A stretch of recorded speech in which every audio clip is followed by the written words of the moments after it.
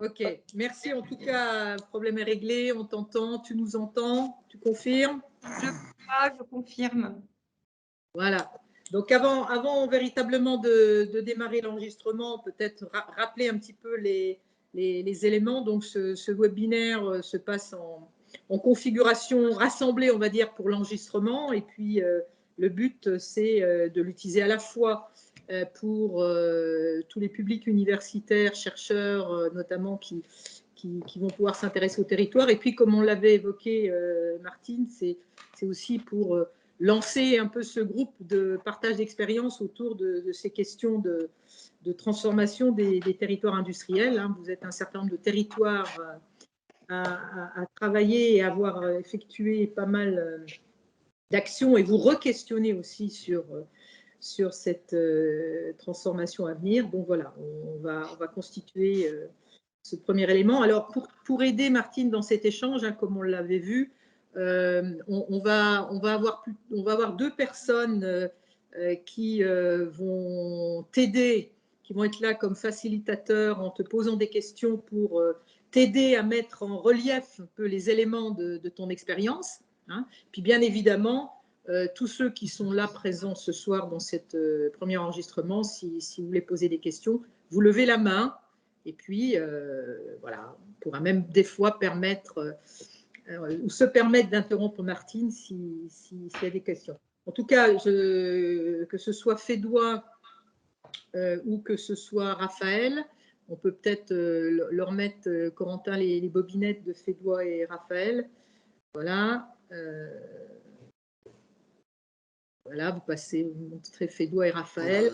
Voilà, mais c'est pas exclusif. Hein, donc Fédois, voilà, elle va faciliter aussi la présentation de ton expérience, notamment avec son expérience dans le domaine de l'écologie industrielle. Et puis Raphaël Barry, là, qui est tout en orange, hein, qui, sur toutes ces questions d'innovation territoriale et formation en intelligence collective, qui travaille beaucoup avec les collectivités territoriales, Lorraine, mais pas que, voilà, sera aussi facilitateur de ton expression et de ta présentation. Et puis tous les autres pourront, quand ils le souhaiteront, poser une question. Voilà, donc on va démarrer. Donc Martine, merci, Madame la directrice générale de la Comcom du bassin de Pompée, d'être avec nous ce soir pour nous partager cette expérience de transition que vous avez déjà vécue après la crise sidérurgique et ce que vous re-questionnez aujourd'hui sur l'évolution de votre bassin industriel. Et merci. Peut-être en un mot, je pense qu'il y a des jeunes compétences, il y a des chercheurs, il y a des étudiants qui vont regarder ça, revisionner. Qu'est-ce que tu pourrais nous dire sur ce qui t'a amené finalement à cette fonction de DG d'une communauté de communes? Allez. Merci Claudine, merci à vous. Ce qui m'a amené à ce poste de direction générale d'un établissement public, je pense que c'est ma formation d'origine, puisque j'étais en formation de DEA, d'aménagement du territoire, d'économie. À l'époque, ça s'appelait économie spatiale urbaine et régionale. Et j'ai travaillé 10 ans au département. Et ce territoire qui est le bassin de Pompée est en pleine reconversion, en tous les cas, a été identifié comme pôle de reconversion sidérurgique. Et on va dire, mon appétence pour le développement économique et sortir d'une vision théorique m'a plutôt attirée en me disant, mais qu'est-ce qu'on peut faire au niveau d'un territoire comme celui-ci? Comment influer, comment agir aux côtés des politiques nationales à l'époque, puisqu'on était sur un site qui était d'intérêt national. On avait un établissement public foncier d'État qui agissait, qui était à la manœuvre sur la transition et la reconversion du site, hein, avec des autorités d'État, mais aussi la région et le département. Donc, ce qui m'a donné envie, c'est justement cette intercommunalité qui s'est fondée sur le renouveau économique. Donc, c'était On peut peut-être avoir la carte pour situer ceux qui connaissent, qui ne situent pas vraiment bien Pompée. Voilà. je me destinais plus dans mes études à de l'accompagnement ou encore d'être plutôt en, en accompagnement de ceux qui est en maîtrise d'ouvrage. Et finalement, je me suis dit, qu'est-ce que ça peut être une politique publique ou de l'action économique et que peut-on faire pour aider finalement à cette reconversion? Voilà, donc ça a été ma première appétence. Donc, je suis plutôt dans une logique de développeur dès le départ. Voilà, c'est comme cela que ça s'est passé, on va dire, et pourquoi Alors, j'ai… si je puis dire, tu as épousé la Comcom dès sa création. Est-ce que tu peux d'ailleurs nous dire quel est le fait qui a permis ou qui a amené la constitution de la Comcom, quelle en a été sa dynamique, ses grandes étapes? Je crois que tu nous Alors, as… donc, voilà, si je dois refaire l'histoire, je voudrais pas être trop sur le passé, mais on ne peut pas regarder l'avenir si on ne sait pas d'où on vient, hein. Donc, évidemment, l'histoire a complètement marqué ce territoire et dans toute notre évolution, je dirais, l'enjeu industriel est resté présent, omniprésent. Donc, effectivement, historiquement, alors sans revenir en 1800, mais Tu es arrivé en 1872. ni même euh, au village viticole, même si ça peut être intéressant et en termes d'attractivité de refaire du vin, ça peut être super. Mais en tous les cas, je dirais, moi, je suis arrivée plutôt en 96, donc c'est vrai que ça commence à dater, où cette création d'Interco est venue évidemment avec l'enjeu de redéploiement économique. Et c'était plus un outil qui pouvait être conçu comme un outil facilitateur entre les 5 communes qui étaient impactées physiquement en fond de vallée industrielle par la reconstruction urbaine et tout le réaménagement et tout l'impact sur la population. Donc finalement, cet outil a permis aussi de créer une taxe professionnelle, on va dire, unique sur cette zone où on cherchait à accueillir des investisseurs nouveaux. Et vous avez pris la création de Novacep, qui est effectivement un fleuron du territoire. Mais je dirais qu'il y a eu également Deli Papier, Deli Carta, qui est de l'industrie papetière. Et puis, on disposait aussi d'une pépinière d'entreprise. Donc, tous ces outils ou toute cette reconversion a été imaginée effectivement dès la fermeture dans la fin des années 80 de cette usine sidérurgique.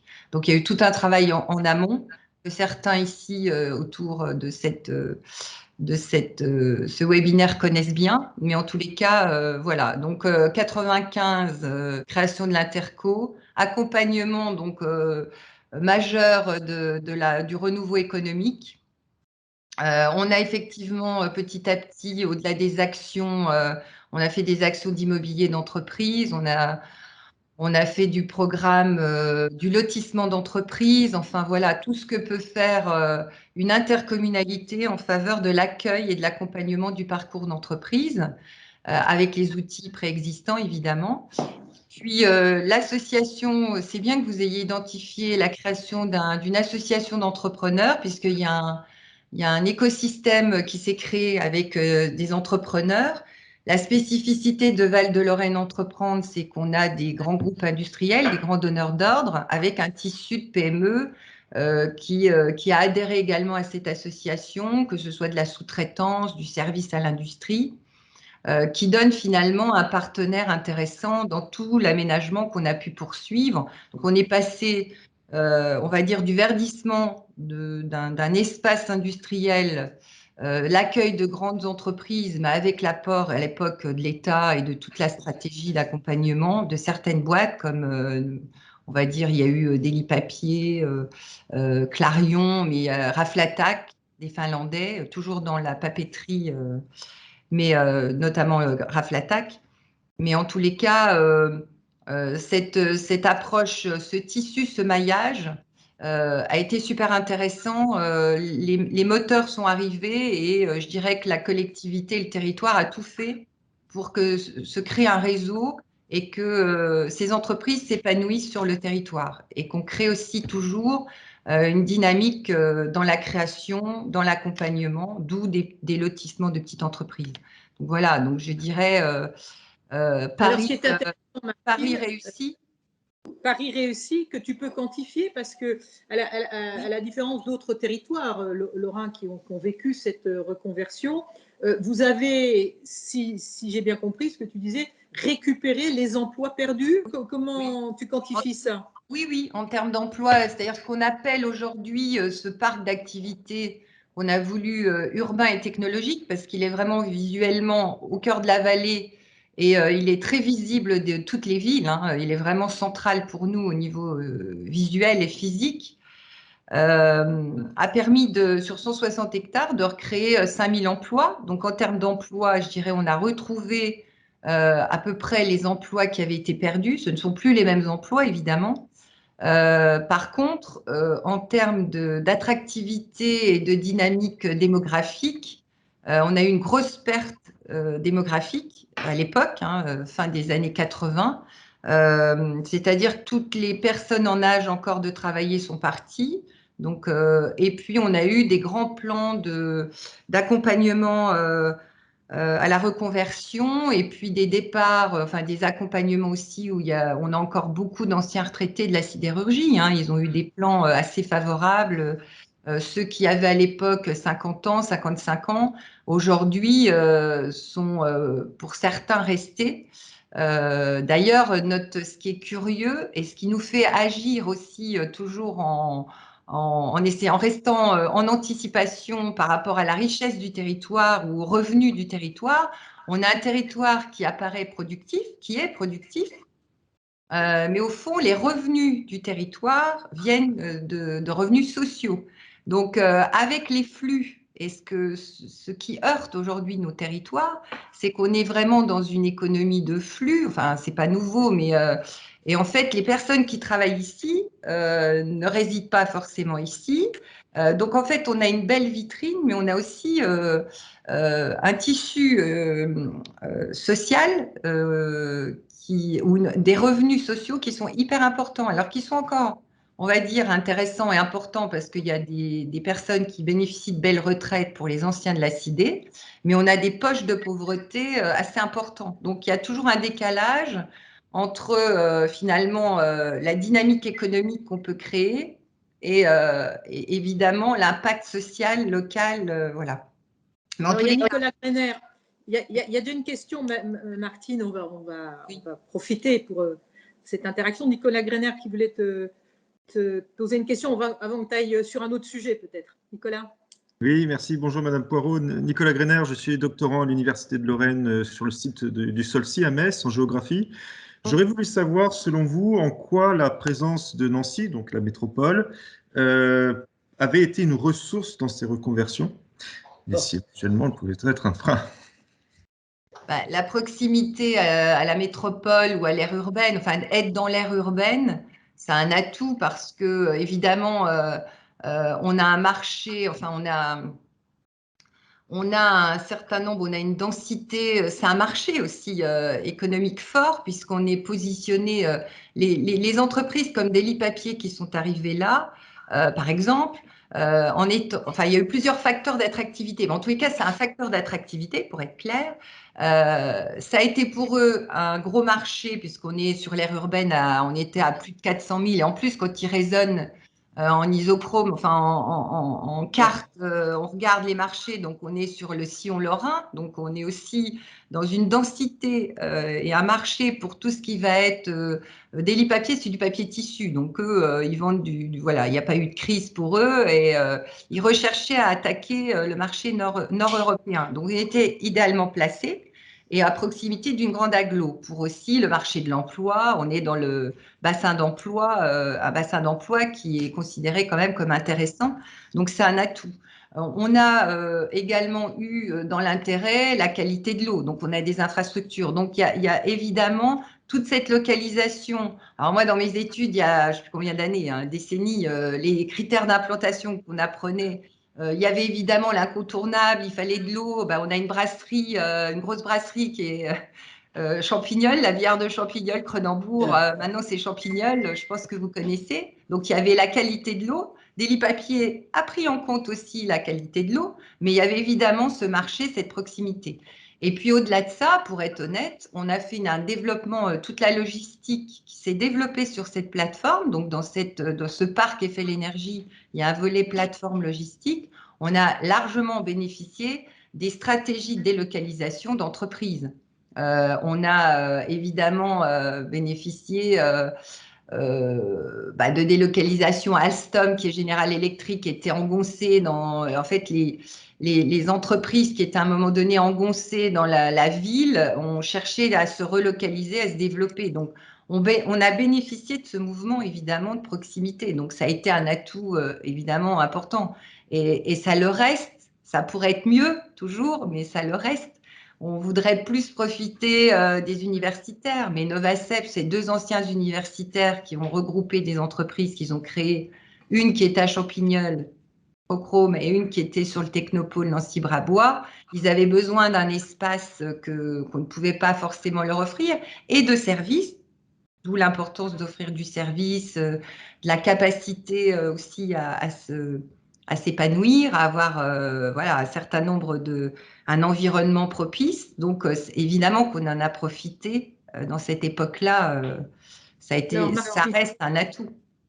Martine, maintenant qu'on a planté le décor, on va pouvoir aller sur ce sur quoi on voudrait que tu nous partages ton expérience et voir comment justement on peut aider à mettre en forme ce partage d'expérience pour peut-être le partager un peu plus largement. Il semblerait qu'avec un projet que vous appelez pour le moment Campus d'innovation, vous souhaitez anticiper une nouvelle transition de ce pôle industriel. Alors, pourquoi, dans quel sens, qu'est-ce que vous anticipez et vers quoi vous souhaitez aller dans un premier temps, avant de venir sur le projet Campus? Ce qu'on a anticipé ou ce qu'on cherche à anticiper, c'est que on a très vite constaté que on gardait une image quand même, et puis en plus dans l'époque post-industrielle, la réindustrialisation, l'industrie est devenue quelque chose qui n'était absolument plus forcément à la mode, plus nuisible que vu comme quelque chose d'attirant, même pour en France, aujourd'hui, on parle de réindustrialisation, c'est redevenu un beau mot, l'industrie, on est territoire d'industrie. Donc finalement, cette envie d'avoir toujours cette capacité à être attractif on a toujours considéré comme important. Alors, ce qui n'est pas toujours compris, c'est que je dirais, globalement, nos zones d'activité sont quasiment pleines. On n'a plus beaucoup de terrain. On en a encore un petit peu parce que vous savez qu'il faut avoir toujours la capacité d'accueillir de nouvelles entreprises, certaines fermes, il faut restructurer, c'est hyper lourd. Bon, voilà. Ça, je dirais, c'est la dynamique foncière qu'on essaie de maintenir difficilement, mais il nous faut un minimum. Mais au-delà de ça, il y a l'immatériel. Et pour moi, l'intelligence, alors il y a quelqu'un qui est spécialisé en intelligence collective, mais là, pour moi, l'économie, c'est aussi créer de la valeur et d'avoir une capacité pour les entreprises qui sont là à pouvoir aussi s'épanouir ou encore rester elles-mêmes au-delà d'un réseau de relations industrielles. D'avoir des personnes formées, de pouvoir, au-delà de trouver des formations adaptées, d'où cette plateforme aussi de formation qui est le campus, c'est aussi d'avoir un lieu d'échange, un lieu de rencontre et des lieux de création. Et c'est hors les murs. C'est hors les murs. Alors, c'est là où c'est compliqué. Oui. C'est-à-dire qu'avant, on avait un système un process d'accompagnement d'entreprise qui était linéaire. On pouvait faire rentrer, l'entreprise arrivait. Alors, soit c'est la start-up maintenant, ou c'est, voilà. Et puis, on se développe. Alors, on crée du lotissement, du bâtiment relais. Après, on va créer un espace qui peut être où on accompagne le créateur, où il monte sa SCI, sa société immobilière, enfin, peu importe.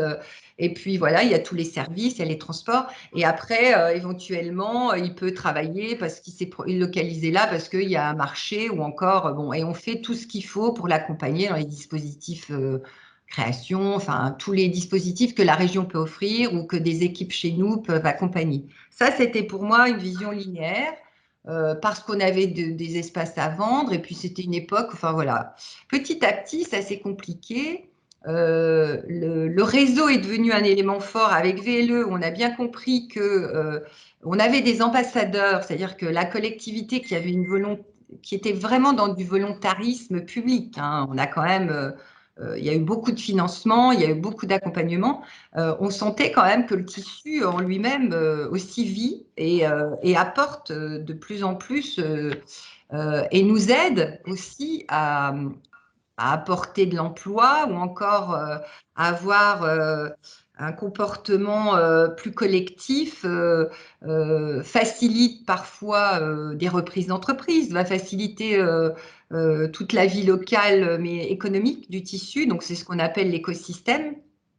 Mais au-delà de ça, il y a des attentes nouvelles qui se font jour sur comment rencontrer des créateurs, comment faire venir des chercheurs. Et là, on a toujours la vision intramuros de la ville-centre, les dorures. Alors à Nancy, c'est la Plastane, à Metz, je ne sais pas ce qui est dorure, mais en tous les cas, c'est pareil. Il y a des pôles qui sont d'attractivité, mais où on sort rarement de nos habitudes ou nos lieux de rencontre. Et en industrie, contrairement au commerce, et puis ici, on n'a pas d'endroit pour vivre en dehors de la vie pro, il manque des lieux où on peut échanger, discuter. Et toute la démarche, finalement, plateforme campus, elle est à la fois totem d'une approche d'adaptation, de répondre à des problématiques d'innovation nouvelle. Donc, on est rentré en partie dans du FL Tech. Et puis, c'était aussi par rapport justement à des visions classiques d'un campus, de montrer qu'on pouvait peut-être s'imaginer un lieu nouveau. À l'époque, alors les tiers-lieux, moi, je ne sais pas, on peut l'appeler ce que vous voulez, tiers-lieu ou hyper-lieu. Moi, je parle plus d'hyper-lieu parce que c'est aussi un lieu de rencontre pour fédérer ou faire rencontrer des personnes qui ont du mal à se rencontrer habituellement. Voilà. Alors, Martine, avant de rentrer dans le projet campus, Martine, on va rester sur voilà, cette transition nouvelle que tu souhaites conduire. Il y a deux personnes qui ont envie de t'interroger ou d'interpeller là-dessus. C'est Fédois, là, qui a vécu des expériences similaires à Dunkerque, et Vincent Grosse. Alors, peut-être Fédois qui avait levé le doigt d'abord, et puis ensuite Vincent. Fédois. Très bien, merci. Vous m'entendez? Oui. Oui. Très bien, merci, bonsoir. Oui, effectivement, avant de passer à parler de cette question de campus d'innovation, et pour mieux comprendre un peu les caractéristiques ou le tissu du pôle industriel, et avant de parler d'une transition anticipée, est-ce que vous pouvez nous parler un petit peu d'aujourd'hui? En quoi consiste cette reconversion? Donc, on a bien compris que le pôle de Pompée a réussi une reconversion, de passer de la sidérurgie vers un tissu beaucoup plus diversifié. Donc aujourd'hui, qu'est-ce qu'il y a sur ce territoire comme activité? Et puis, quels sont les facteurs qui ont, vous avez parlé de facteurs d'attractivité, mais est-ce qu'il y a d'autres facteurs qui ont favorisé la transition vers ces secteurs de manière spécifique? Pardon, vers des secteurs vers les thématiques qui existent aujourd'hui au pôle de Pompée. Alors, en fait, vous avez très justement compris qu'on est passé de la mono-industrie, donc ce choc brutal, traumatisant, et qui a été un traumatisme qui est encore présent, où tout l'enjeu, ça a été la diversification d'activités. Et d'ailleurs, ce qui est curieux, c'est qu'on a été très tôt identifié comme un pôle d'intérêt, on va dire, supraterritorial, d'enjeu même national.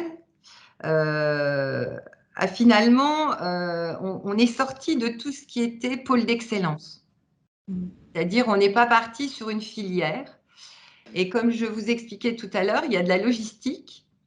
On a tout un parc logistique avec des transporteurs. On a eu, voilà, on a de la transformation avec, on a encore Kronbev Can, qui était l'ancien Sofrep, qui fait des canettes. Ce sont des entreprises américaines. On a des Finlandais qui font de la transformation, qui font du papier, cette fois autocollant, enfin un peu sur des niches particulières. On a Deli Papier, qui est aussi une industrie papetière, mais c'est plus sur du papier dit tissu. Qu'est-ce qu'on a encore comme grand groupe? On a General Electric. Donc, on a toute une diversité d'activités et on n'était pas identifié comme pôle d'excellence. D'ailleurs, ça nous joue des tours. On n'est pas pôle d'excellence, on est périurbain, on n'est pas bourg-centre, on n'est pas petite ville de demain. Enfin, voilà, on passe un peu en dehors de tous les comment je pourrais dire, tous les codes actuels d'approche classique. Donc, en fait, on a diversifié et ça a été le mot d'ordre. Diversification, diversification, diversification. Donc, ce qui fait que, de fait, dans le cadre d'une crise, comme on le vit, on a eu la crise financière, c'était en 2008. Là, on a le Covid, enfin la crise sanitaire. On a des industries finalement qui résistent pas mal parce que quand on regarde, elles sont orientées vers un marché d'équipement finalement de ménage. Les canettes, bah, c'est pour la boisson, voilà. C'est toutes des lignes qui sont passées du métal à l'alu. Enfin, ils se sont vachement transformés, hein, ils se sont mis vraiment au goût du jour. Donc, c'est des transformations et des entreprises qui ont muté elles-mêmes, hein, qui se sont transformées aussi ces 5 dernières années, ces 10 dernières années.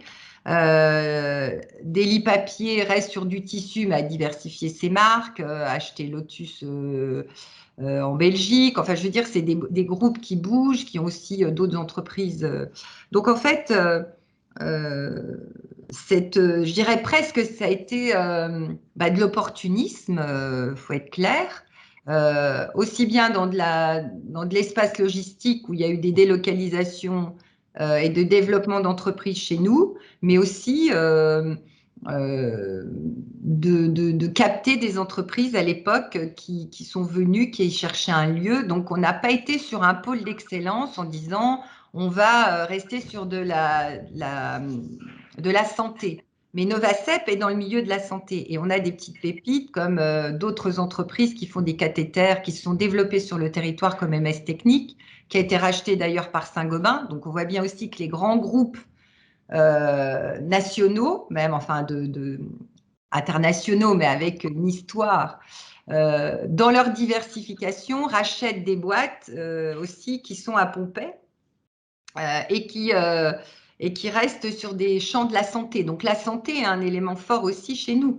Mais vous voyez, on n'arrive pas… D'ailleurs, on a débat et je vois qu'il y a quelqu'un de chez nous qui est autour aussi qui est dans ce webinaire. Qui écoutent, on a même deux, on a toujours eu du mal, on a eu un débat à un moment donné à se dire est-ce qu'on s'identifie maintenant pour l'avenir, est-ce qu'on se spécifie quand on a débattu sur le sillon pour être dans le dispositif French Tech et un espace comme ça pour faire venir des startups, est-ce qu'on dit on est dans la santé? En fait, on n'y arrive pas. On a eu un débat, on ne l'a pas fait. Donc, en fait, je dirais, on ne s'est pas identifié a priori au niveau… donc, la reconversion, pour moi, elle a été plus dans la diversification et de l'opportunité. Et évidemment, ça a drainé après un tissu de sous-traitance et on a, nous, accompagné cette dynamique, en fait. On n'a pas fait de la prospection, promotion, on n'a pas la taille. Donc, une fois que les grands groupes étaient là, on a profité de cette… Et on a plutôt cultivé ce terreau fertile, finalement, et c'est ce qu'on continue à faire parce que c'est un atout. On est conscient, enfin, c'est pas nous, de notre petite vision locale qui allons faire du développement économique, ça, c'est un leurre. Par contre, fertiliser, oui. Martine, je vois Vincent, là, on parlait du sillon, qui frétille sur sa chaise. Non, je ne frétille pas. Je vais faire quelques remarques, pas forcément au titre du sillon, mais au titre de expérience qui est multiple. Parce que comme moi, je suis allé en 87 à la région en venant des salles de marché d'une banque, juste avant qu'il y ait une crise financière, justement, que je suis ensuite, j'ai été à la région jusqu'en 2004 où je m'occupais d'économie, de la formation professionnelle, de la formation supérieure, bref, un certain nombre de choses. Et j'ai ensuite pris la direction générale du Grand Nancy avant de faire le sillon à temps plein. Donc, quelques remarques par rapport à ça. Je pense que l'histoire qui était là, j'étais une sorte de spectateur quelque part de ce qui s'est passé. Martine était déjà là, on était déjà là quelque part. Et je voudrais dire simplement plusieurs choses. D'abord, la crise de l'époque n'a rien à voir avec la crise actuelle. C'est-à-dire que, à mon avis, les références au passé ne sont absolument pas pertinentes. Pourquoi? La crise de l'époque était une crise brutale, thématique et géographique. C'est clair. Aujourd'hui, nous sommes sur une crise qui permettait d'avoir, en fait, de faire appel beaucoup à la solidarité européenne et nationale. C'est ce qui s'est passé.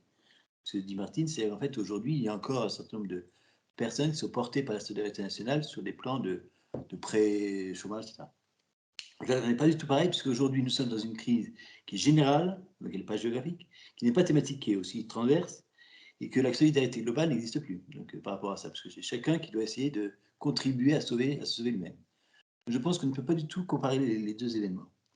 Deuxièmement, on ne peut pas les comparer parce que aussi, on est dans une période qui a complètement changé. C'est-à-dire qu'à l'époque, on habitait là où on travaillait, c'était très clair, mais à partir de certain nombre de choses, la mondialisation, c'est quoi? C'est essentiellement à partir de 2000, le fait que l'on habite là où on ne travaille pas, et on travaille là où on n'habite pas. Ça peut ça. D'où cet monde de flux. Et là, quelque part, Pompée, à l'époque, c'est bien diversifié, a été très subtil dans sa positionnement, parce que quelque part, il est sur les flux. Pompée est sur les flux. C'est ça un élément majeur de cette affaire-là. Et ça renvoie vers une expérience de Grand Nancy qui est Nancy versus Pompée, quelque part, versus les autres. C'est-à-dire qu'en fait, le Grand Nancy est là pour apporter des fonctions qui vont aider les acteurs à se développer. Bon, c'est bien ça le sujet, parce que si on commence à croire qu'on fait l'économie quand on est une collectivité locale, à mon avis, on prend ça tout de suite. Mais, donc on est là pour monter en place des fonctions qui vont faciliter ceux qui peuvent le faire à le faire.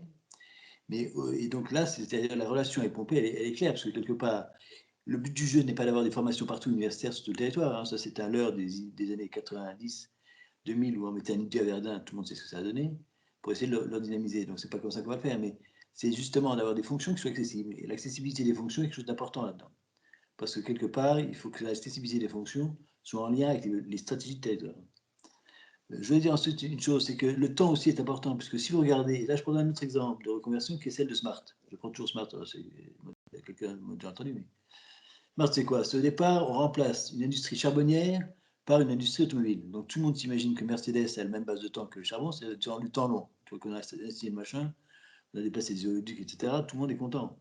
L'affaire est faite. Donc tout le monde se dit, on passe à l'étape suivante. Et non. Parce que Smart, c'est une usine mécano. C'est une usine mécano qui est amortissable en 5 ans.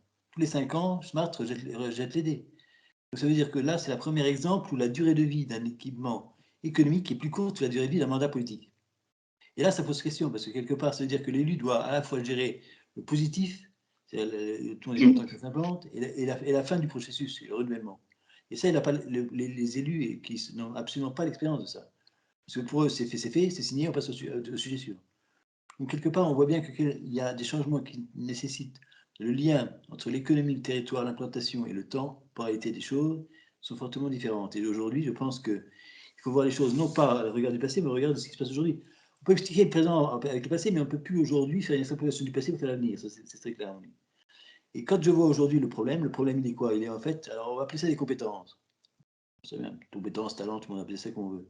Je pense que le problème n'est même pas là. C'est-à-dire que le problème on ne peut plus dire que quelque part, parce que quel est l'objectif? L'objectif, c'est de fournir des emplois aux gens. Donc, effectivement, à l'époque, on était allé chercher des gens de l'extérieur, parce qu'il y avait une crise à l'extérieur. Donc, on allait chercher des développements extrêmement exogènes. Aujourd'hui, c'est plus tellement de l'exogène, de l'endogène. C'est de savoir comment est-ce que mes entreprises peuvent attirer des personnes qui ont envie d'y aller. Je parle bien de leur envie. Et non pas simplement des compétences en termes de formation, parce que de toute façon, si je ne veux pas être soudeur, je ne vais pas aller en formation soudure, hein, ça peut être clair. Donc, on voit bien que la formation a le même problème pour recruter que l'entreprise. Donc, la question est de savoir quels sont les discours qu'on peut avoir, comment est-ce qu'on peut attirer les gens. Et aujourd'hui, le problème lorrain, il est là. Il est là fortement, bon, exacerbé par Luxembourg si on veut, mais Luxembourg a le même problème, à mon avis. Mais c'est de savoir comment nous allons compenser nos 120 000, ou 200 000 ou 300 000 actifs qui vont se disparaître dans les 10 ou 20 ans qui viennent. Et ça, c'est la vraie question. Parce que je vous donne quand même deux chiffres. La Moselle, c'est en 2020, plus 10, 2030, pardon, 2030, 120 000 actifs de moins, 120 000 personnes âgées de plus. Donc tout le monde est content, la population est étale. Donc, ils ont tous leur dotation d'État, parfait. Et néanmoins, ça veut dire qu'il y a quand même 120 000 personnes qui ne produisent plus. c'est-à-dire l'équivalent de la ville de Metz en termes de population. Donc ça, la vraie question est là, elle n'est pas de savoir. Et puis, c'est pas de dire, j'ai des demandeurs d'emploi qui sont là, je vais les former et ils vont avoir un emploi ailleurs. C'est une vue de l'esprit, ça. D'autant plus que les codes générationnels actuels changent fortement. C'est-à-dire que si vous leur dites déjà un travail, c'est pas ça qu'ils recherchent. Regardez les crises, sur les tensions sur l'emploi aujourd'hui, la question n'est pas tellement de trouver un travail. Tout le monde, il y a du boulot partout. La question est de savoir si ce boulot-là intéresse ou pas les gens.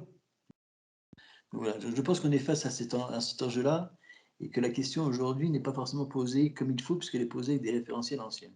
Mais néanmoins, je vois que l'exemple de Pompée est particulièrement intéressant, parce que justement, lui, il travaille plutôt en interaction et que Martine a souvent nous faire des surprises dans ces solutions qu'elle va trouver. Merci en tout cas, Vincent, de nous faire profiter de votre recul et de cette expérience. Je pense que c'est aussi pédagogique. Et Martine, par rapport à ça, comment ça résonne dans ton expérience et dans cette idée finalement de trouver un peu des leviers nouveaux pour… Est-ce que tu partages totalement cette analyse que propose Vincent, comment ça résonne dans ton territoire et comment tu rebondis là-dessus pour mieux nous faire comprendre un peu ces leviers nouveaux que tu souhaites mettre en œuvre? L'analyse que fait Vincent, les crises sont différentes, ça je partage, ça n'a rien à voir entre une crise financière, un choc industriel territorialisé sur le nord-est, enfin l'est, le nord et l'est au niveau national à l'époque. Donc on est d'accord là-dessus, les crises sont différentes. Il y a eu on avait déjà la mondialisation. Là où je te rejoins avec la vision, finalement, aujourd'hui, le lead public ou politique s'est déplacé. On avait effectivement avant un leadership qui était l'État avec ses grandes stratégies, même si on reparle de territoire d'industrie, qu'on reprend la main dans les préfectures, tu n'as plus de personnes formées à l'industrie ou à l'économique pure, même s'il y a des compétences, et c'est pas ça. On n'est plus dans les mêmes logiques, même si on a toujours, l'État a toujours tendance à être descendant, même si l'enjeu de territoire d'industrie, c'est de reconnaître ce que tu dis, Vincent, que les territoires doivent s'organiser avec le tissu local et que voilà. Donc là-dessus, je te rejoins, le leadership réel, enfin économique, est plus sur les acteurs maintenant que sur une vision. Enfin, en tous les cas, l'État perd de ses moyens d'agir là-dessus. Après, sur les enjeux, je partage ces enjeux. Alors, tu parles toujours d'université, de fonction métropolitaine. Bien sûr que c'est un leurre de penser qu'on va créer une université sur des territoires et qu'on va devenir avoir des fonctions métropolitaines. Mais en même temps, ça n'empêche pas de penser, en fonctionnant avec les nouvelles technologies et avec la capacité aussi de sortir quand même d'espaces qui sont contraints, comme une métropole, de permettre d'imaginer qu'il y ait toujours cette vision, alors peut-être plus polycentrique, que de voir toujours une armature et même des fonctionnalités très hiérarchisées. Enfin, moi, je suis là-dessus parce que je baigne dans la décentralisation depuis longtemps. Et le multidécisionnel, le multidimensionnel, le multi-tout et le transversal est devenu quand même une réalité, qu'elle soit économique, sociologique, même dans nos familles. Tu peux plus gérer tes gamins comme on a été éduqués, enfin, etc. L'autorité ou le descendant n'est plus du tout… donc, moi, je pense que les enjeux, c'est vraiment effectivement de continuer à être en interaction. Ce que tu disais, d'ailleurs, ce que j'ai apprécié dans la démarche Sillon, c'est même si on a toujours du mal à ne pas être dans une vision classique entre les autres villes, la et les territoires, il y a un problème de micro. Ça y est, je crois que c'est… Voilà. Oui, j'apprécie beaucoup cette approche que vous avez au Sillon, d'avoir une vision justement d'un pôle métropolitain qui n'est pas supra-institutionnel et qui au contraire fonctionne en réseau, s'enrichit et fait enrichir les uns les autres d'expérience et surtout démontre ce continuum et cette dynamique finalement le long, tu as raison, d'un sillon où il y a des flux et qui sont internationaux. Donc, il faut qu'on capte ces flux. Donc là-dessus, moi je partage depuis toujours ta vision, Vincent, ta vision de cette approche économique que je pense qui est toujours d'actualité et qu'on pourrait aussi travailler autrement. Mais bon, la façon dont on le fait, on le fait selon peut-être pas toujours comment je pourrais dire, en vision réelle et partagée. Elle se fait de façon par différents réseaux, canaux. Donc, celui-ci en est un déjà, de montrer que les territoires s'organisent, que les métropoles alors, institutionnelles devraient avoir une vocation, mais en tous les cas, on est dans des aires urbaines. De toute façon, il y a un continuum entre l'aire métropolitaine de Nancy, l'aire métropolitaine de Metz et celle du Luxembourg maintenant, voire même Épinal qui commence aussi à développer une vision plus large. On peut dire qu'on est dans des mêmes bassins de vie de plus en plus, et avec les mobilités, de toute façon, c'est la réalité. Donc ça, on va sortir du carcan institutionnel, et ça, c'est super que le Sion puisse porter ces démarches voilà, sur différents niveaux, que ce soit en aménagement du territoire, en développement éco, en réflexion sur l'hydrogène. Toutes ces questions-là, elles se percutent. Donc voilà, donc je partage. Donc, tu vois, Martine, ces propos suscitent beaucoup de questionnements. Il y a Raphaël, il y a Fédois. Vincent, vous vouliez compléter? Et puis, après, on refocalisera sur un peu l'initiative campus. Merci, Vincent, de compléter, oui. La conclusion de Martine, c'est intéressant parce qu'en fait, elle renvoie sur quelle est l'aire métropolitaine. Est-ce que c'est Metz, est-ce que c'est Luxembourg, ou est-ce que c'est Nancy? Est-ce qu'il y en a 3, est-ce qu'il y en a 2? Pour moi, il n'y en a qu'une. L'aire métropolitaine, finalement, elle découle elle-même parce que si on regarde les métropoles, ce sont en fait des espaces urbains qui sont contournés par des flux qui sont des flux. Il y a généralement des périphériques sur les métropoles. Donc la question est de savoir quels sont les flux qui ne sont pas concernés. Est-ce que le flux tourne autour de tout ça? Et je pense que l'aire urbaine, franchement, l'aire métropolitaine, c'est bien la consommation des toits. Ce qui n'existait pas à l'époque. En 87, Luxembourg n'était pas du tout dans cette configuration. C'est un débat qui me semble intéressant. Je suis sûre que nos collègues du Lothaire là, vont avoir matière aussi à interagir là-dessus. C'est pas politiquement correct, hein, mais bon, on est avec des chercheurs, on est avec des étudiants, on est dans un espace de réflexion, mais en tous les cas, c'est une réalité voilà, économique. Et ça me fait penser à un prof que j'écoutais il y a quelque temps, qui venait des États-Unis. Pour lui, pour lui, la France c'est la métropole. Enfin, pour lui, l'échelle, même Paris c'est trop petit, l'Île-de-France c'est trop petit. Ils ont une vision au niveau des États-Unis beaucoup plus large que nous. Donc, tout dépend à quelle échelle on se place et d'où on regarde. Donc, c'est pour ça qu'il faut qu'on soit un peu modeste parfois quand on est dans nos petits espaces, hein, même s'il y a un rôle à jouer. Hein. Attention. Donc sur ces questions-là, merci. Je ne sais pas si entre Fédois, Raphaël ou Nicolas, lequel se rapproche le plus de cette question. Peut-être Nicolas? Oui, j'avais juste un commentaire par rapport donc à cette définition du sillon lorrain comme une aire métropolitaine. Alors, il va Monsieur Gros me corriger. Juste, il ne faut pas oublier que le sillon lorrain, il est dans une morphologie de type rhénane, hein, entre guillemets, donc des villes qui se succèdent, mais qui ne sont pas du tout complémentaires, puisqu'on est dans un système politique de type parisien. C'est-à-dire Metz, c'est comme une ville qui serait seule, finalement, et Nancy aussi, et pendant longtemps, on a fonctionné, on a du mal à sortir de ça, et on voit, par exemple, des aberrations, comme, on ne va pas revenir là-dessus. On avait eu l'occasion de discuter avec M. Gross lors d'un dernier webinaire sur la gare de Cheminot, par exemple, qui n'est pas du tout connectée au réseau ferré. Mais on a quand même un mode d'organisation de type parisien, politiquement. Hein. Donc, j'ai un peu de mal à imaginer que le sillon lorrain soit une aire métropolitaine en tant que telle. Enfin, j'ai un peu de mal, mais vous allez me répondre. Alors est-ce que, je ne sais pas, est-ce qu'on va répondre à la question ce soir? Je ne suis pas sûre. Moi, ce que je propose, hein, c'est qu'effectivement, c'est un sujet qu'on aura peut-être matière à explorer.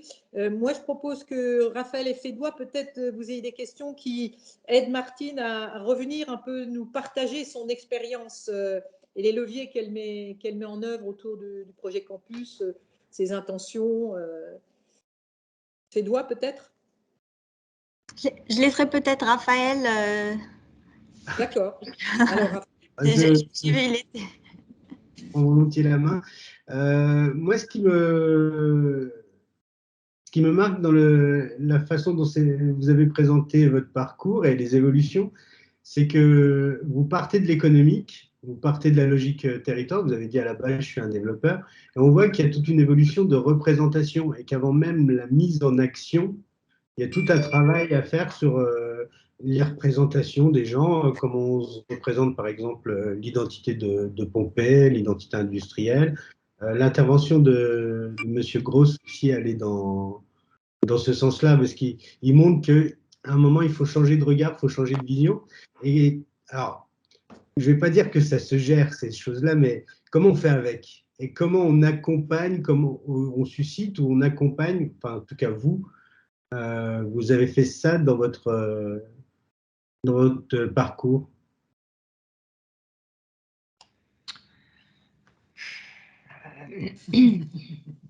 Alors, la notion d'identité, alors c'est marrant, on vient de la reposer. Quelle identité sur le bassin de Pompée? Parce que vous imaginez, bassin, déjà on se demande l'appartenance ou pas. On a fait des ateliers, on relance notre projet de territoire et on a beaucoup de nouveaux élus, enfin, sur les communes, on va dire, parce que chez nous aussi, on est polycentrique, enfin bon, bref. Parce que ça peut être une aire polycentrique, hein, une métropole, bref. Comment on le gère? Déjà, on gère le fait que on a développé, en tous les cas, comment je pourrais dire, il y a une notion d'appartenance quand même à cet espace parce qu'il y avait une histoire. Là, je reviens sur l'histoire parce qu'il y avait quand même une histoire industrielle, même s'il y a un renouveau de population. Mais certains élus me disent, oui, enfin, Pompée, j'ai des nouveaux habitants, qu'est-ce que Pompée? Donc, cet enjeu, alors elle est relative, hein, cette notion d'appartenance, mais c'est le bien vivre, le cadre de vie, c'est pourquoi on s'installe là, est-ce que on va y vivre toute sa vie, ou est-ce qu'on vient retrouver ses racines? Donc moi, comment je compose avec ça? Moi, j'essaie de travailler maintenant un peu une approche marketing territoriale, mais pour des projets urbains, d'aménagement urbain, parce qu'il faut qu'on attire des promoteurs et qu'on n'ait pas que des bailleurs sociaux qui viennent et qu'on ait aussi des personnes qui croient au territoire avec des logements ou des habitations qui plaisent aux cadres et pour capter aussi cette envie d'aller à la ville, à la campagne, hein, parce qu'on a des super espaces verdoyants. Et quand on questionne la population, moi je fais des enquêtes de notoriété, enfin depuis que je suis là, on le fait à tous les renouvellements de mandat. Et on questionne sur la notion d'appartenance, d'image. Et les personnes, il faut ressortir le côté verdoyant de Pompée, l'eau. Donc, on a des atouts, effectivement, l'effet industriel, ce que vous dites de Pompée Industrie, reste marqué encore, mais c'est à nouveau voulu comme quelque chose qui doit continuer à exister. Après, la notion d'identité, vous savez, on a 13 communes. Moi, c'est un établissement public. Chacun se revendique parfois de sa commune. Donc maintenant, j'ai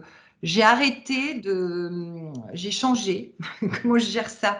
J'avais une vision pas intégratrice, mais un peu quand même. Vous voyez, je me suis dit, bon, allez, on mutualise, on arrive sur une aire plus large, hop, on va gérer les services, on va effectivement…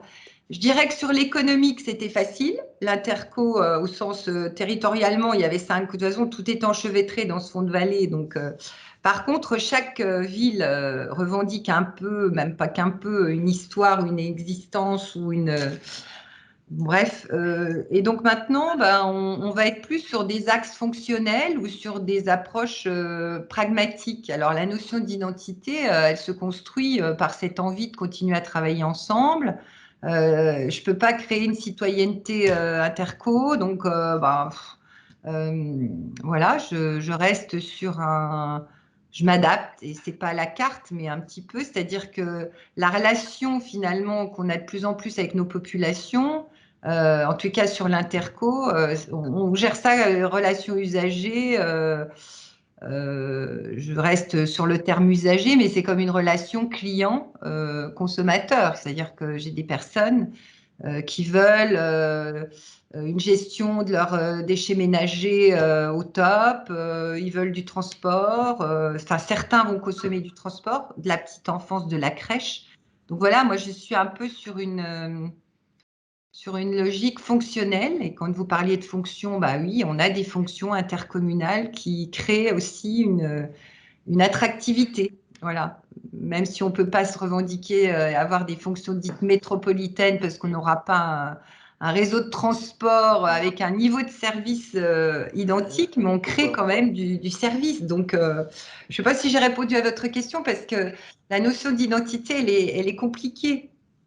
Alors, on va, Martine, je crois qu'il y a Vincent qui à nouveau peut-être voudrait interagir et puis après, Raphaël nous dira s'il a envie de poursuivre ou prolonger un petit peu la question. Vincent?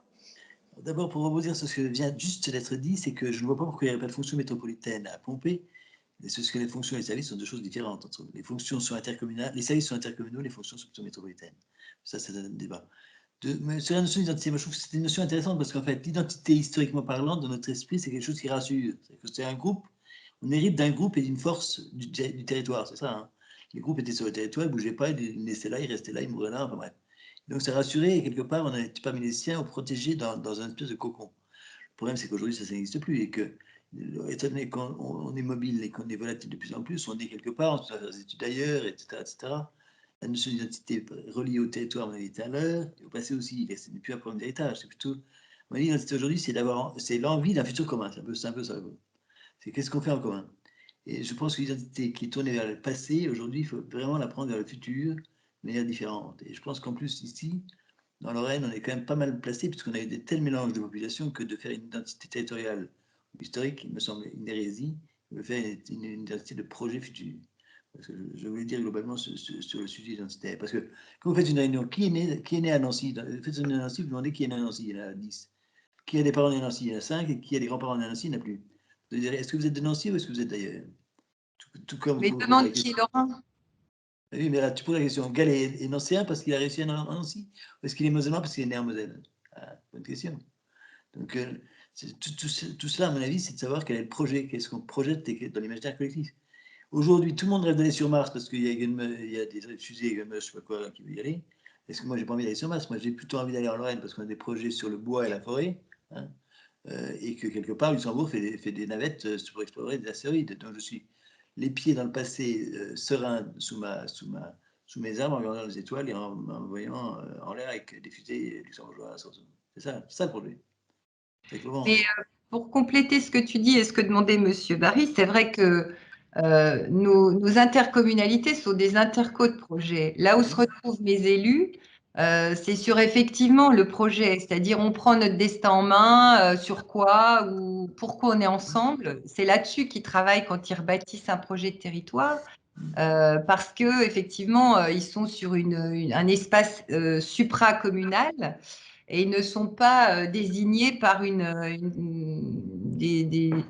des personnes dites intercommunales. Donc, ils se recréent effectivement, tu as raison, un destin commun, des projets et des compétences. C'est intéressant, c'est qu'avant, vous aviez des collectivités qui étaient des collectivités de légitimité territoriale. Vous aviez les départements, les villes et l'État. Exactement. Et que sont apparues, non pas au départ des collectivités, mais des administrations sur les compétences. Les régions, c'était les compétences. Les intercos, c'était la compétence. Et l'Europe aussi, parce que l'Europe, c'était une administration.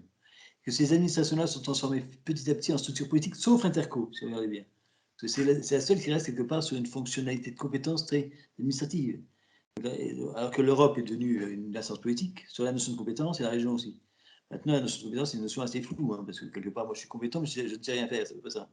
J'ai le droit de faire, faut bien le voir. Alors que quelque part, la compétence dans le lieu commun, c'est je sais faire.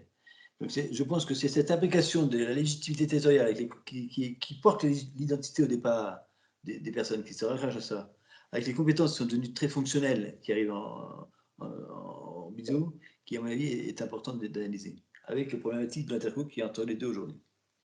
Alors, je vous propose maintenant, il est 18h30 passé, de parler. Non, qu'on mette le focus, on va continuer, au contraire, on va mettre le focus maintenant sur l'initiative du projet Campus et d'où ça vient, Martine, et par rapport à ce qu'on vient d'évoquer, et ces dynamiques un peu nouvelles, voilà, quelles sont vos intentions, quelles sont tes intentions sur ce projet, en quoi il peut constituer un levier intéressant dans ces dynamiques qu'on vient d'évoquer? Écoute, le campus, il est né, enfin, ça a été quelque part une façon d'afficher un besoin ressenti, d'apporter des niveaux de formation supérieurs à ce qui était offert sur le territoire. On a eu un décalage, on a eu une rupture de parcours sur ce territoire puisque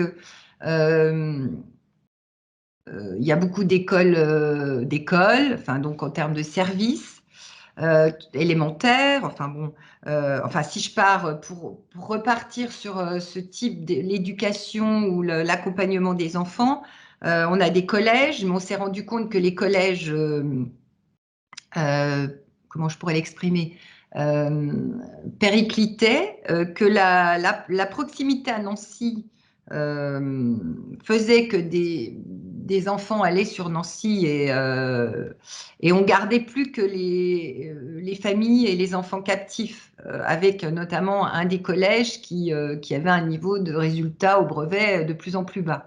Donc il y avait cette rupture parce qu'on n'a pas de lycée d'enseignement général, parce qu'il y a des lycées sur Nancy, évidemment.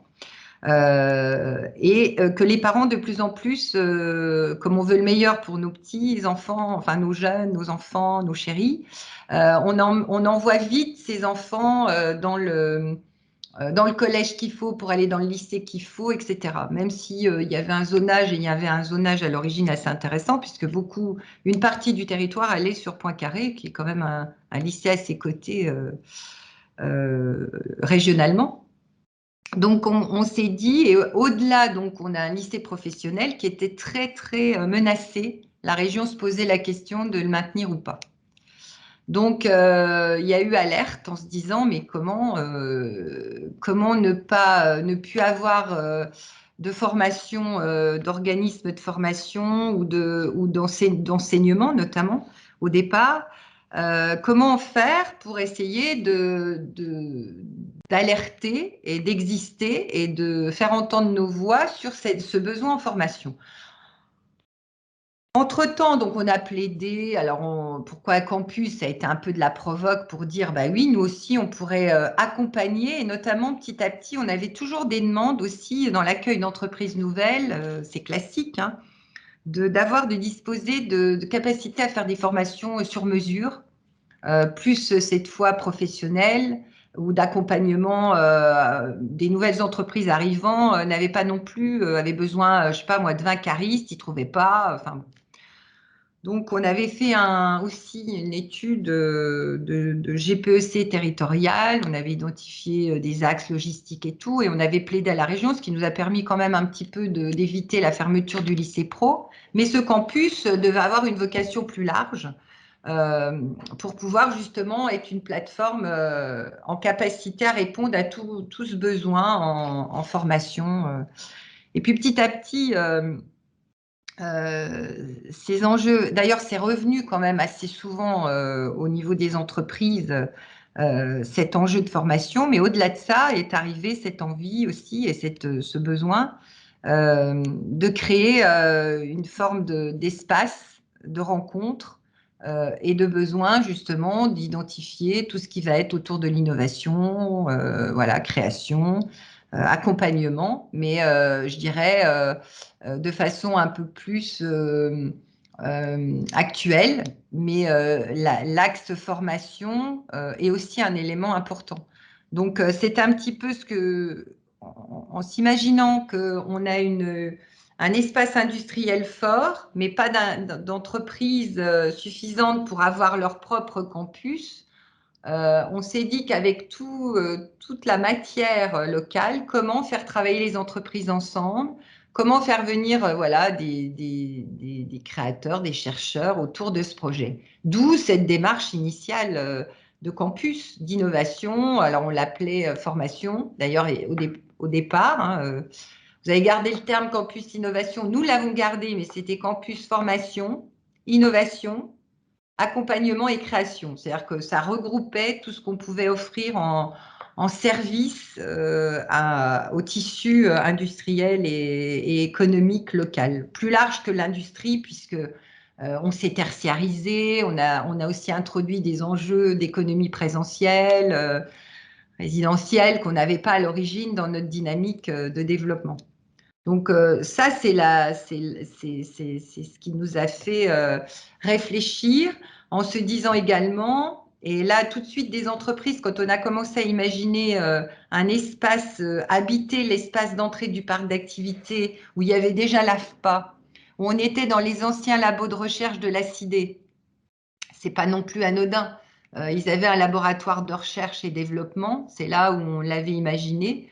Donc, ça a fait résonance en disant, mais oui, à l'époque, on faisait, il y a eu des évolutions importantes, de l'innovation sur ce lieu. Donc, pourquoi pas le faire renaître, enfin, ces ambitions, les faire renaître à travers ce concept de campus qui est voilà. Alors, si j'ai bien compris dans tes intentions, il y a à la fois comment faire travailler plus ensemble les entreprises du secteur, en tout cas maintenant, là où vous en êtes, hein, dans la réflexion, et comment créer cette dynamique un peu créative, cette dynamique créative, un laboratoire créatif entre les entreprises sur ce lieu. C'est ça un peu cette idée que votre présent traduit par la fourmilière, c'est ça ? C'est ça, c'est-à-dire que la dynamique qu'on a eue au moment de l'arrivée des nouveaux groupes, en fait, il faut voir aussi que le tissu a changé dans son… On avait des gens qui ont créé des boîtes aujourd'hui qui ont été revendues à des fonds de pension.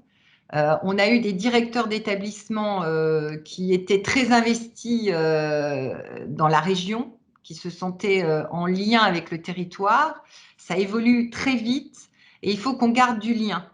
Et quand je disais fertiliser le terreau, c'est aussi garder une forme d'ancrage. Voilà, c'est un peu cette notion qui peut vous paraître pas très scientifique, mais qui fait partie quand même de facteurs pour moi aujourd'hui d'implantation et d'attractivité. Donc en fait, c'est ça qui émerge de cette idée, c'est de redynamiser et de recréer un élan d'envie de travailler ensemble et toujours de regarder vers l'avenir avec aussi des personnes ressources et comme tu disais, de fédérer et d'identifier ce qu'on essaie de faire avec tous les acteurs. Et nous, on est conscients, là, à notre niveau, et ça, c'est qu'on a abouti à un certain nombre de missions d'accompagnement d'un environnement, mais il faut maintenant qu'on puisse trouver d'autres acteurs qui viennent toujours créer et participer à cette dynamique. Et là, on est dans du collectif. Et là, on essaie de se dire, bah, peut-être que le fait d'avoir envie d'emmener ce que tu as entendu par des jeunes créateurs et des innovations qui sont une société qui travaille dans l'accompagnement sur de la recherche dans le milieu médical, disait, moi, je voudrais montrer à mes enfants où je travaille. Quand je travaille ici sur Pompée, qu'il y ait des expos, que ma femme puisse venir, ou ma famille, enfin ma femme ou ma famille. Finalement, on n'arrive pas à faire partager ce qu'on peut mener dans le milieu professionnel sur des espaces de vie. C'est un peu cette dichotomie. Tu as très bien vu, Claudine, dans les débats qu'on a eus, que cet espace, on a un peu un espace vitrine, mais en même temps, il y a les villes qui sont à côté, donc de créer des passerelles, des lieux d'échange.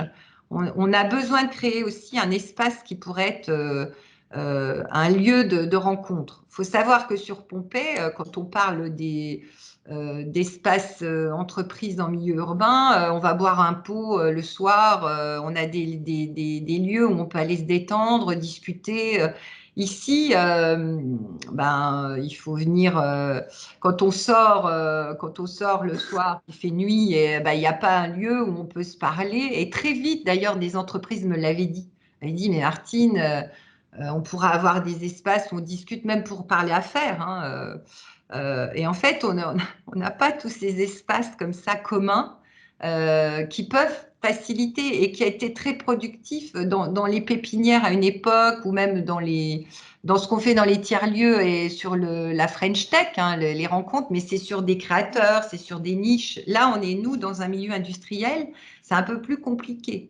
Les personnes n'ont pas forcément la possibilité de se rencontrer. Donc, c'est un peu tous ces espaces. Et Val de Lorraine Entreprendre a été aussi un temps pour eux de se rencontrer. Ils ont créé des commissions RH, des commissions. Donc, ils se sont structurés pour pouvoir aussi partager leur expérience, etc. Donc, on se dit que ça doit être de plus en plus, ça doit être facilité et on espère pouvoir aboutir ce campus puisqu'on en est à un stade où les fonctions majeures ont été travaillées, où on va devoir les revalider, mais globalement, il y a quand même les espaces de formation, les pôles affaires, il y a plusieurs pôles, hein.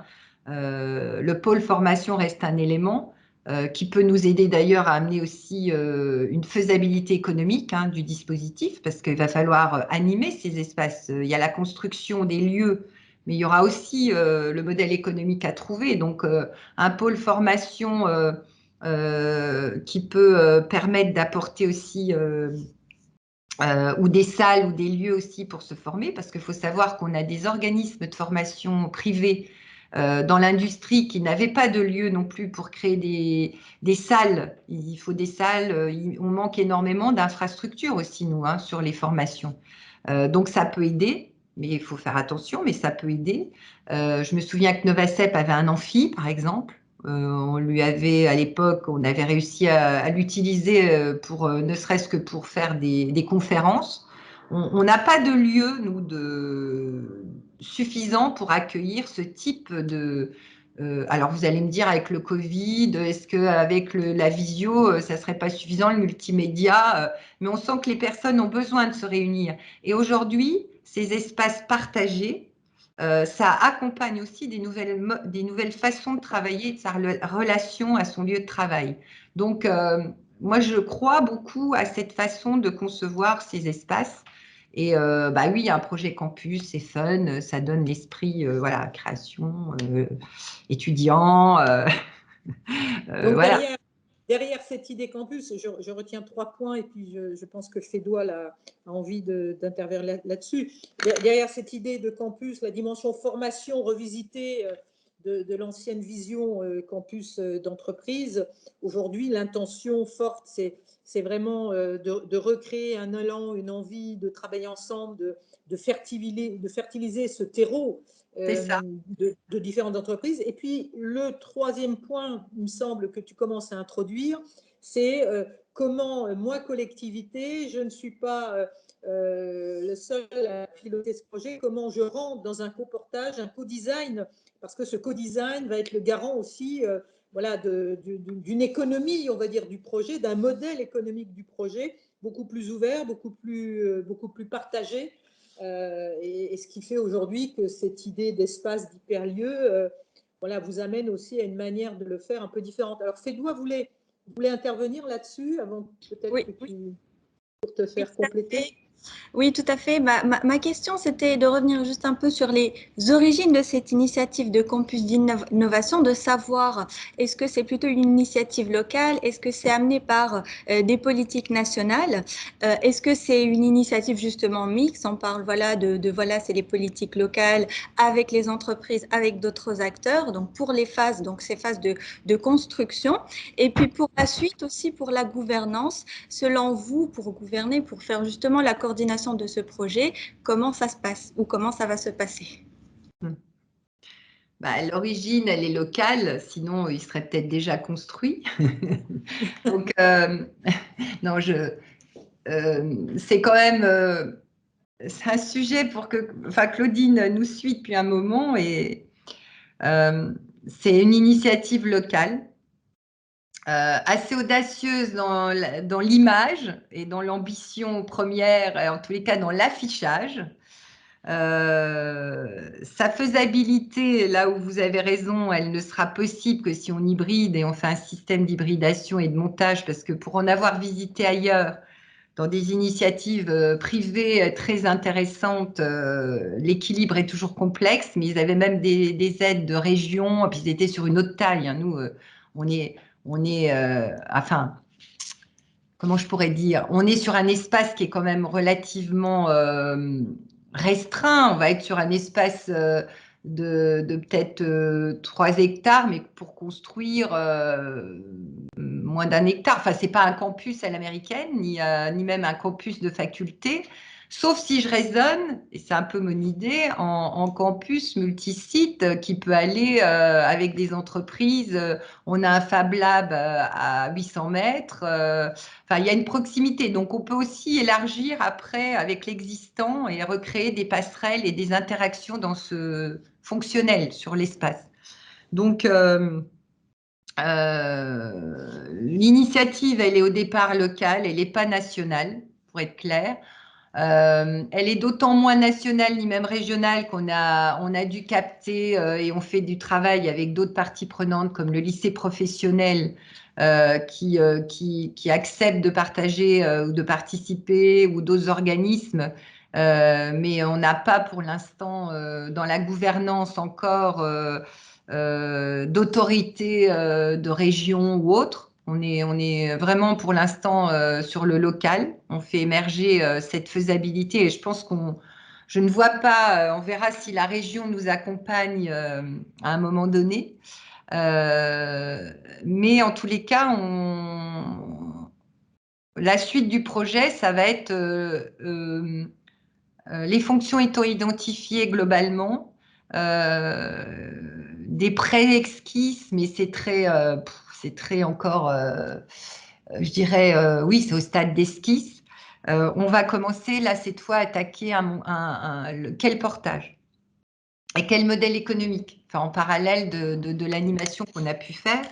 Et donc, on va utiliser de l'ingénierie financière, on va essayer d'amener des acteurs du monde économique. Hein. Peut-être qu'on n'a pas assez associé des chambres consulaires. Enfin, on a peut-être encore un travail à faire là-dessus. Parce que je sais qu'aussi, elles réfléchissent à un campus. Bon, type EM Lyon, c'est pas tout à fait pareil, mais c'est quand même, tout le monde se pose ce type de questions, de lieux comme ça qui peuvent amener de la formation, mais autre chose. Donc, on a peut-être aussi à élargir le cercle des parties prenantes cette fois.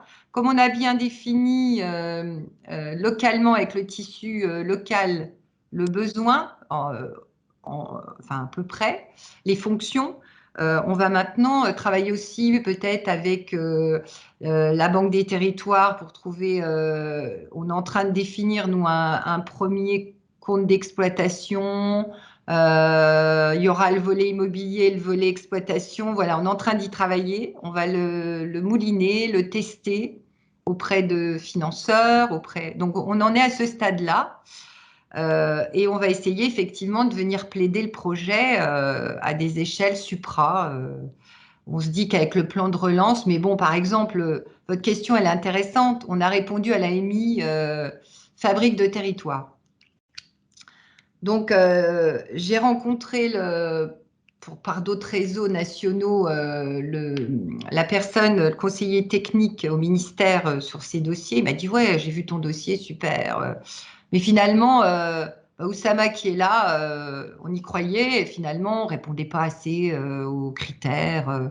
Donc, on n'a pas été non plus labellisé, quoi. Alors, on recherchait surtout une reconnaissance pour se mettre dans la fabrique dite de l'AMI, fabrique des territoires, qui était avant des AMI tiers-lieux, enfin voilà. Mais malgré tout, le projet, voilà, il va continuer parce que je pense qu'il y a un vrai besoin.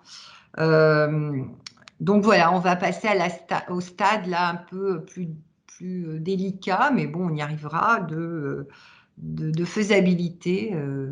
Et selon ce qu'on arrivera à faire émerger le modèle et les engagements qu'on obtiendra, on réajustera le tir. Voilà, ça ne changera pas le fait que qu'il y a ce besoin et qu'on continuera à avoir un temps d'animation. Ça ne changera pas non plus l'envie on trouvera des formules peut-être moins ambitieuses ou peut-être, voilà, on n'aura peut-être pas moins enfermante en termes de modèle que l'AMI Fabrique de Territoire. Mais par exemple, et c'est aussi intéressant parce que finalement, dans ce que tu le dis à propos couvert, mais il y a aussi tout un ensemble d'appels à manifestation d'intérêt qui sont là peut-être, en tout cas, dont les conséquences norment un peu les politiques publiques. Et je trouve intéressant que vous repreniez un peu votre liberté et qu'en conscience, voilà, fossiez pas en conscience dans toutes les AMI au motif d'aller chercher 3 sous et garder la conscience et le sens de politique. Moi, je vois que ton projet, tu le pilotes à 2 niveaux. À la fois cette idée du lieu, de l'hyperlieu, du campus multisite avec les services, etc. Et cette convergence, cette mutualisation de services, d'outils, de plateformes, etc.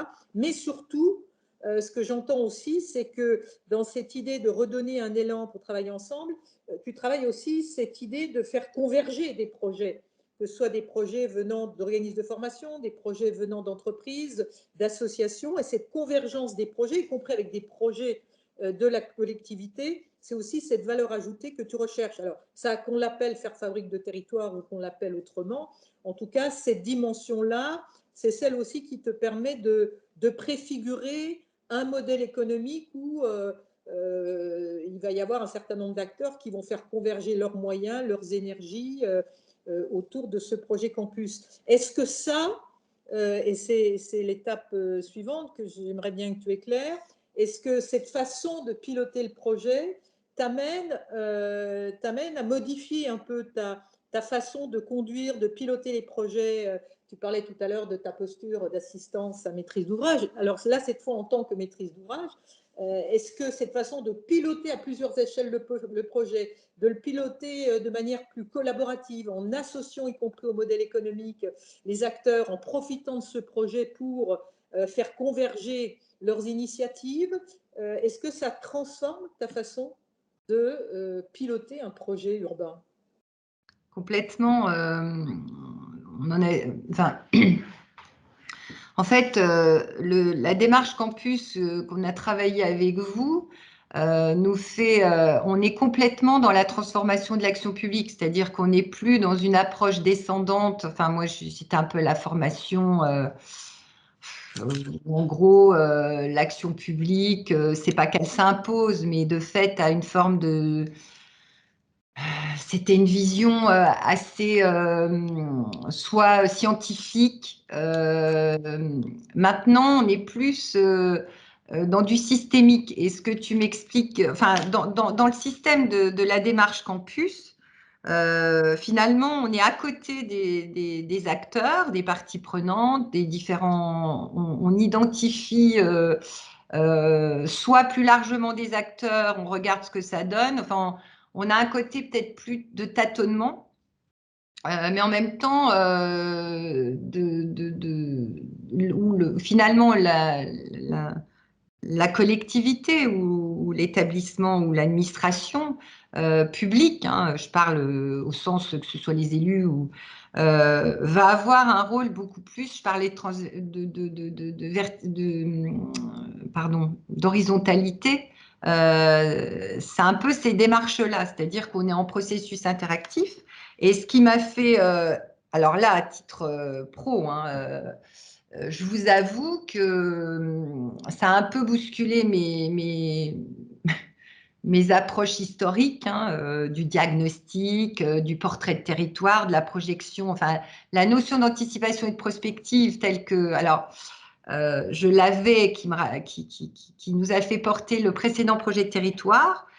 Aujourd'hui, notre projet de territoire, il a démarré plus sur des ateliers et avec aussi une approche à côté de concertation, c'est-à-dire on va mettre en concertation. Donc c'est toute une dynamique complète qui change ici, mais même culturellement, aussi bien pour l'administration interco, là pour le coup, et là, ok, on est tous un peu à travailler autrement, et nos élus. Et je vais voir jusqu'où on va, par exemple, dans cette dynamique d'ouverture,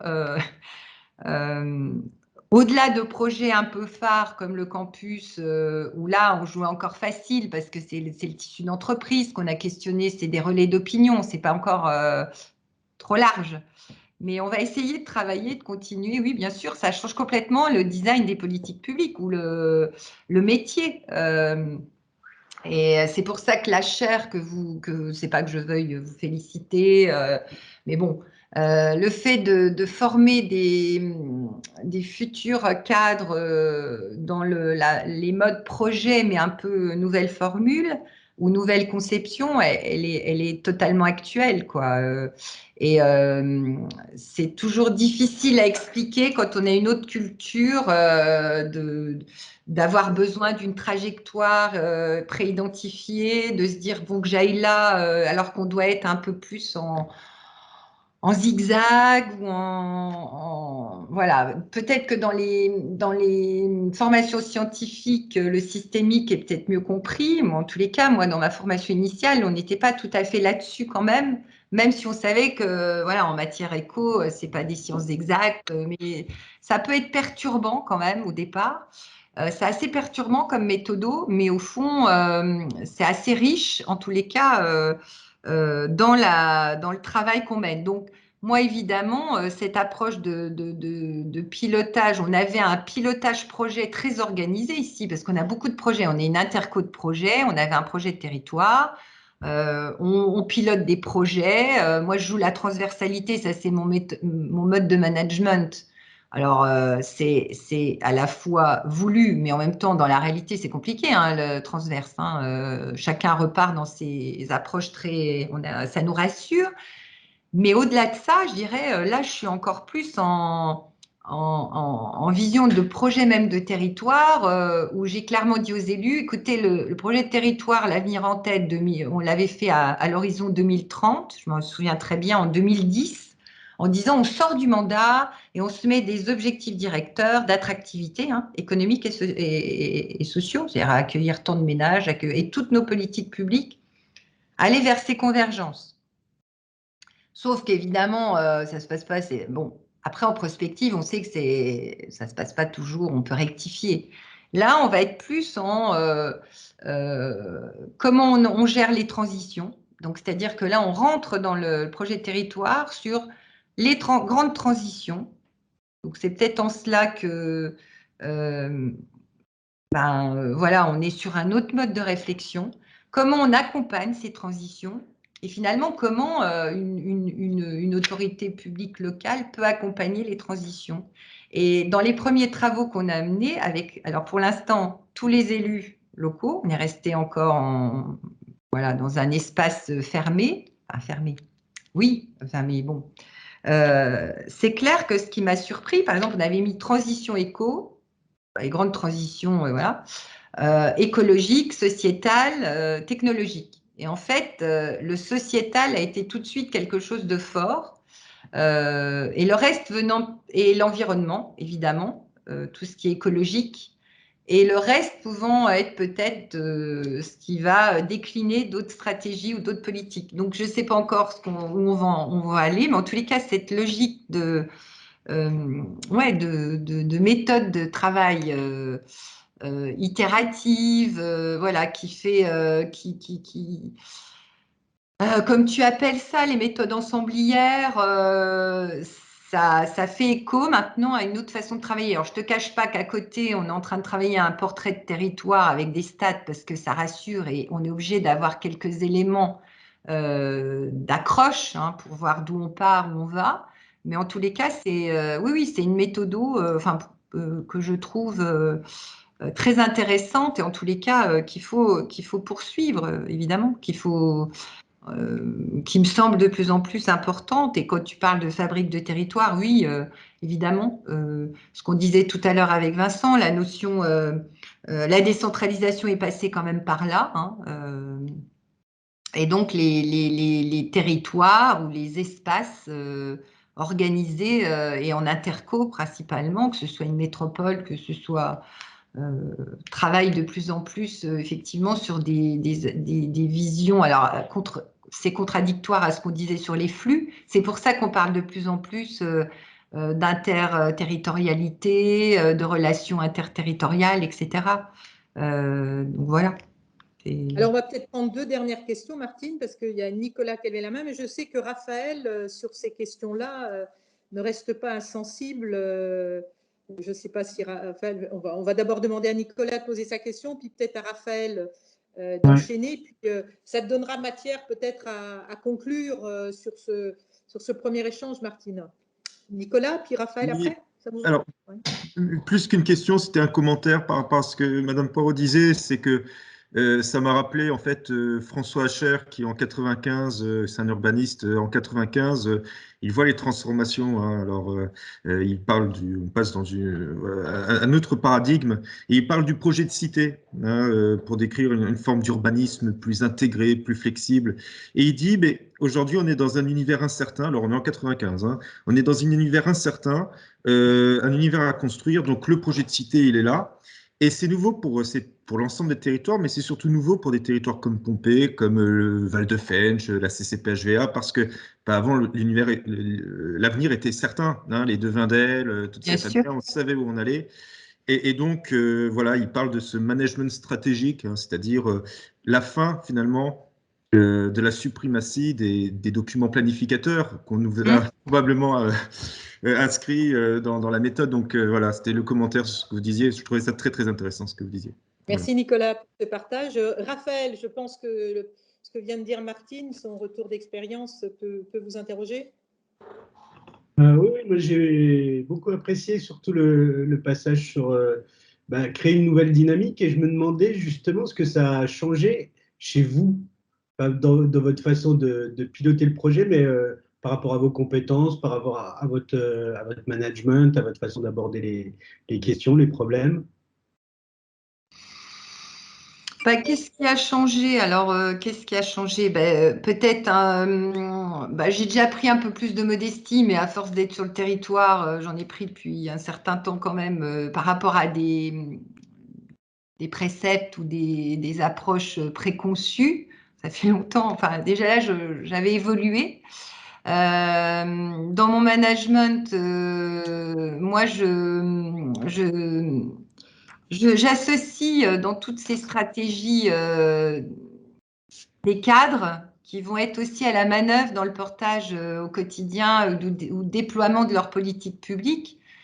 Donc, j'ai aussi bien, quand on travaille, j'ai créé une task force, mais ça, c'est des projets de territoire qui m'aident à faire évoluer les équipes aussi hein, dans leur conception et réinterpeller leur façon de faire. Hein. Mais je mélange aussi bien un ingénieur, un archi, enfin, c'est des gens qui viennent de partout dans leur formation initiale. Enfin, j'essaye, ça devient de plus en plus difficile, mais on essaye. Et donc, en fait, ce qui a changé, c'est que, mais là, j'espère que ça va marcher sur ce nouveau projet de territoire, c'est que je les ai emmenés vers quelque chose, enfin, c'est des méthodes, alors je ne veux pas parler, on n'a pas fait de mind mapping, mais c'est un peu des méthodes où, je vous dis, c'est plus, je n'arrive pas en disant, si j'ai fait des phases, évidemment j'ai donné des phases, on a dit on va faire la phase 1 pour pas s'engoncer, avec des timings pour pas, mais j'ai apprécié, enfin, je le faisais, je suis assez instinctive moi hein, quand même ça m'a aidé. Je pensais que c'était une tare dans l'administration et assez peu. J'aime bien la nouveauté et je me suis dit au départ je serais peut-être jamais faite pour. Puis finalement ça devient presque parfois des atouts parce que on avance en marchant. Et donc ce qui est difficile là, c'est que j'avais des nouveaux cadres autour de moi. Certains qui avaient une culture très scientifique, et je me suis dit, en plus avec une expérience. C'est-à-dire là, je n'étais pas dans l'équipe initiale des années 80, allez, encore même en 2000, on était une petite équipe, on vous fait confiance, c'est un peu fun. Là, j'ai des équipes où j'ai des personnes qui ont 20 ans d'expérience dans des grandes administrations ou d'autres. Je me suis dit, ils vont me prendre pour enfin, tous ces ateliers d'idéation. même les nouveaux élus, je me suis dit, oula. Mais bon, le fait de travailler maintenant avec les universitaires, je me dis, après tout, nous, on l'a bien joué le jeu, pourquoi on ne le ferait pas faire à d'autres? Je me dis, après tout, il y a peut-être… Et finalement, ça marche parce que tout le monde se prend au jeu et on utilise des astuces, on démystifie en fait. Alors, je les démystifie plus que vous à la fac, hein, c'est-à-dire qu'on fait des jeux, on fait des trucs, mais très ludiques. J'ai vu la tête de mes élus au départ, j'ai cru qu'ils me prenaient vraiment, ils se sont dit, elle a un problème de jeunisme, là, elle veut retourner, elle se sent, elle a envie de…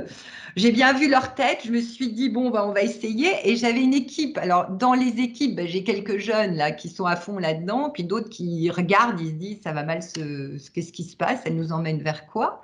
Et au final, ça a généré… vous savez, quand on est un peu en péril, là, quand on est dans des jeux de rôle, quand on n'est plus dans ces zones de confort, finalement, ça crée une émulation et tout le monde se dit, merde, on est là-dedans, bah, il faut qu'on… Donc, en fait, ça crée une émulation, ça fédère exactement les équipes, ça les mobilise. Quand vous parliez de dynamique, ça mobilise. Et on se dit, bah, maintenant, on y est. On a fait une bonne animation. Moi, j'ai des élus, là, après, ils étaient tout contents. Alors, à chaque fois, on a changé de type de jeu. On avait les jeux de cette famille. Enfin, je vous passe… les détails, le parcours, voilà. Enfin, on a fait des jeux, on a mis en visuel des choses très, un peu quand même austères au départ. Hein. Finalement, on se posait la question sur les besoins des habitants, enfin des choses. Et finalement, ça marche bien. Donc, qu'est-ce qui se passe? Ben, aujourd'hui, moi, j'attends la fin de mon projet de territoire quand même, hein, mais bon, je trouve que ça, dans ma façon de manager, je suis toujours obligée de donner des caps, mais dans la gestion, on va dire. Et par contre, dans tout ce qui va être politique publique, on rebat les cartes et on est dans peut-être un management. Bah, je pense qu'il était participatif, mais il s'était peut-être atténué, il était devenu ténu ce participatif, peut-être par des certitudes depuis quelques années. On était sur une lancée, voilà, on avait des acquis. Donc ça réinterpelle et ça nous aide à recogiter et à voir ce que vous disiez tout à l'heure, des regards différents et puis être sur le même prisme en fait. Enfin, ça permet de croiser des approches très différentes. Donc oui, c'est… Je ne sais pas si ça a changé, mais en tous les cas, ça m'a redonné aussi un peu plus une dynamique, et notamment aussi avec le renouvellement des équipes municipales, hein, où il y a une exigence d'envie. Le politique ici a envie à nouveau, parce qu'on est sur une fin de cycle, je pense, avec des nouveaux élus. Pour eux, l'interco, c'est un tremplin aussi politique. Ils ont envie d'utiliser cet espace pour à la fois porter leur projet de ville, mais aussi eux-mêmes rentrer dans des visions de politique publique plus larges que ce qu'ils peuvent se permettre dans des communes. Nous, les plus grosses communes, je ne sais pas si vous aviez un portrait de territoire, elles font 7000 habitants. Hein. Donc, en fait, quand vous raisonnez à 40 000 et à 7000, c'est pas pareil. Donc, ça donne quand même une aisance ou une plateforme, enfin, ouais, une assise plus large et intéressante. Donc, voilà. Merci. Si j'ai bien répondu à votre question. Hein, mais… C'est bon, Raphaël? Est-ce que ça vous paraît suffisant Écoutez, merci Martine pour cette aussi authenticité.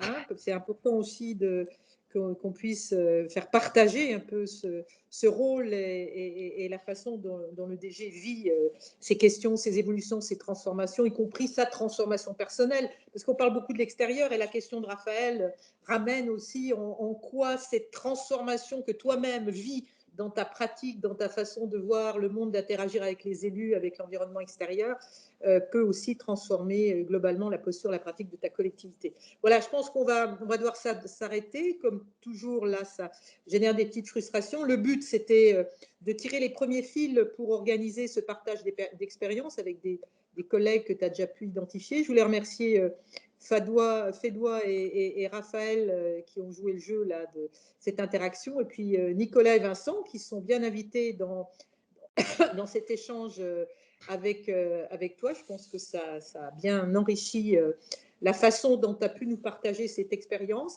Pour conclure, Martine, oui, Vincent, oui. Moi, j'ai retenu une chose, c'est qu'il faut faire des jeux dans des espaces de rencontre à Pompée. C'est ça. Écoute, vous êtes les bienvenus. Il n'est pas suffisamment sur notre territoire, qui est assez quand même innovant. Finalement, que l'image qu'on renvoie, il ne faut pas croire. C'est loin d'être austère. Je sais bien, je sais bien. Tu le sais. Donc voilà. Et en plus, c'est un appel aussi à des jeunes cadres, chercheurs. Venez sur Pompée, vous serez les bienvenus, vous serez accueillis. Il y a des espaces qui peuvent vous accueillir. Écoute, merci Martine pour cet appel. Je pense qu'il y a. On a besoin de talent.